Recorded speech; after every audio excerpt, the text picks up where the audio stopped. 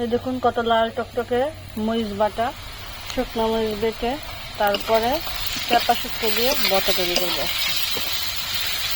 আমার মতন কে কে আপনারা পছন্দ করেন চাপা শুটকি বটা খেতে কমেন্ট করে জানাবেন। প্রথমে পেঁয়াজটা লাল করে ভেজে নিয়েছি, তারপরে দিয়েছি শুকনো মরিচ বাটা, শিল পাটায় বেটে নিয়েছি আমি। তারপরে দিয়ে দেবো এখন চাপা শুটকি রসুন একসাথে বেটে নিয়েছি।